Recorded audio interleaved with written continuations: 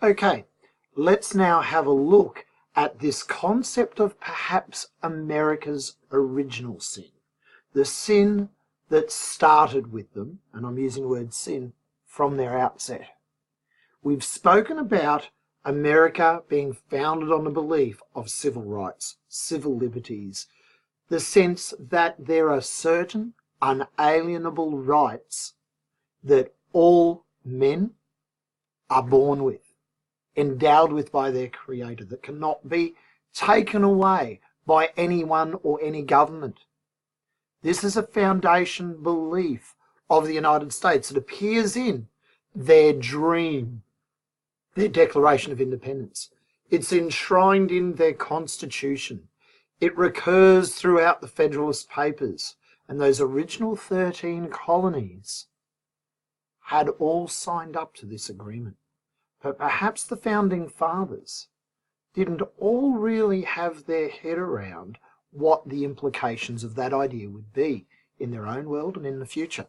But let's now think about how you're going to use this flip video. Before we move on, I want you to be making notes. You need to interact with these videos. You need to be writing questions.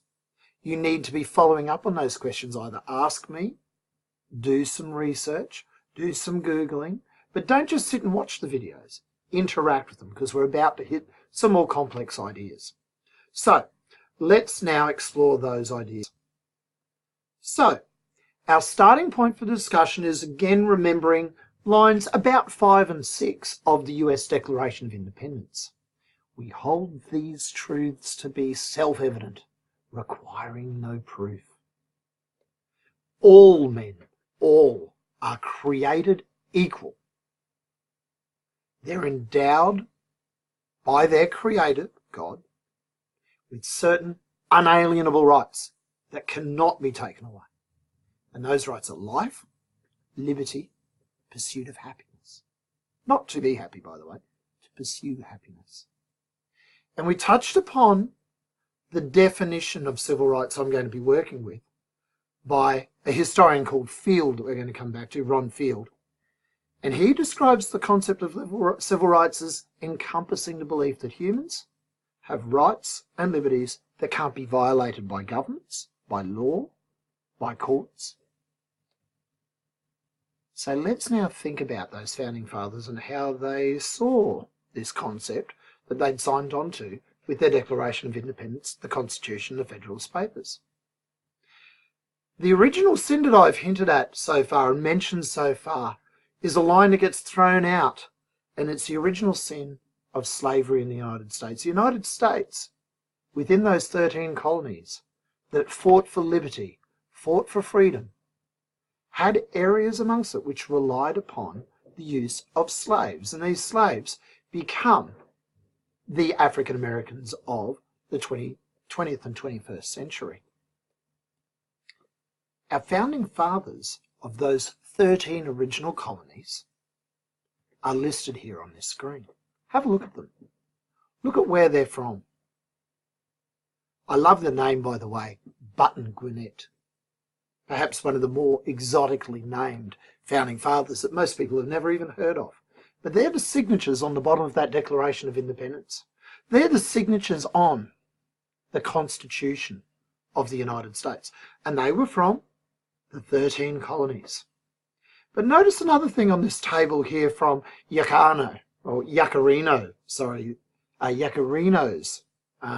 entry in the Encyclopedia Britannica. He's indicating which of the founding fathers who said that they believed all men were created equal and had rights that couldn't be taken away from them. These rights included liberty, freedom, life, and the right to pursue happiness. Look at how many of them owned slaves. And these slaves were of African origin. Right at the outset, there's a split within the United States. There's a split between the words of their documents that their nation is based upon, a split between the principles and the ideas and the legal foundations and the actual practices of wealthy white landowners.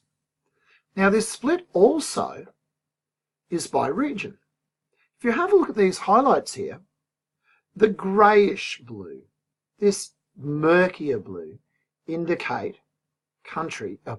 the states that are in what's broadly called the South. So in the South, we have a lot of slave-owning founding fathers. But just about every non-slaveholder is from the North.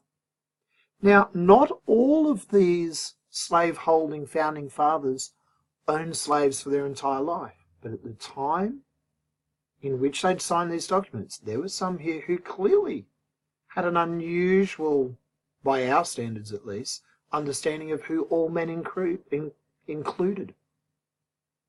So the concept of slavery causes a split in the interpretation of those foundation documents of the United States. The government of the United States, the government of the states which make up the United States, has sort of a duality in the way they understand who gets rights and who doesn't. There's a double standard set up, which plays out through a large part of American history. Let's now have a look at an extended quote from Ron Field, and this is the book I'm taking from, and it's in your school library. You might want to track it down when you're working on assignments, when you're doing your study and so on. It's quite a good and accessible book for students. I'll make use of it a lot. And at the moment, I'm just drawing upon the early chapters of it. So let's have a look at some of the key ideas by Ron Field in this source. Now, remember, Ron Field has given us our definition of civil rights. Now, Ron Field states, the unalienable rights of the individual at the time the documents that founded the United States were written were only enjoyed by white, male, Protestant people who own property. So there's a lot of exclusions in what all men meant. Now, these were the forward thinkers of their time, but by our standard, they excluded women, they excluded Native Americans, they excluded Catholics, Jews, anyone else of other religions, okay? And certainly we need to remember they're excluding Africans from their definition of all men who have rights. So the United States political philosophy sounded pretty clear on paper, but it was inconsistently applied. In the North, there were some, like the very famous, because of the Lin-Manuel Miranda musical, Hamilton, there were some of the founding fathers who were very, very clear in their view that slavery had no place in the United States. They very clearly meant all men have these rights. I know that sounds sexist. They hadn't really got their head around women, but they were forward thinkers for their time. This strain within the understanding of who had rights and who didn't, this double standard, has led to a couple of 100 years of trials and tribulations, of struggles, of pain, of tension within the United States, as the United States has struggled with the concept of allowing freedom and equality for all of its citizens to live up to their dream. Right from the outset, African Americans were part of this struggle. African Americans were a small but significant part of the war for independence against the British. But after the War of Independence, they quickly found themselves being pushed back into the roles of slave. Through history in the early 1800s, we see the rise of the Industrial Revolution, where the cotton industry really takes off, and the southern states of the United States become one of the powerhouse growing or cotton growing areas of the new Industrial Revolution, and this relied upon African American slaves. By the 1860s, America fought a civil war over the issue of slavery, over the issue of race, over the issue of all men having inalienable rights. And a 13th Amendment change to the Constitution is passed, which frees all slaves in the United States. But how well are these constitutional amendments applied? How much do states, do individuals apply the spirit of these inalienable rights that the Founding Fathers identified? African Americans, who are at the heart of a unit on civil rights, African Americans would then suffer another 100 years until the 1960s at the hands of the Ku Klux Klan, who some of you would have heard of, at the hands of a thing called Jim Crow laws, before they get full recognition of their rights through the civil rights movement, the civil rights era, and that's the heart of our study. But there are plenty within the United States who would argue that this battle for civil rights continues to this day through movements such as the Black Lives Matter movement. So the struggle for civil rights continues to this day. And we're going to focus on that 1954 to 1968 bit. But the civil rights issues have their origins way back in 1776. They have their origins in understanding of who got rights and who didn't.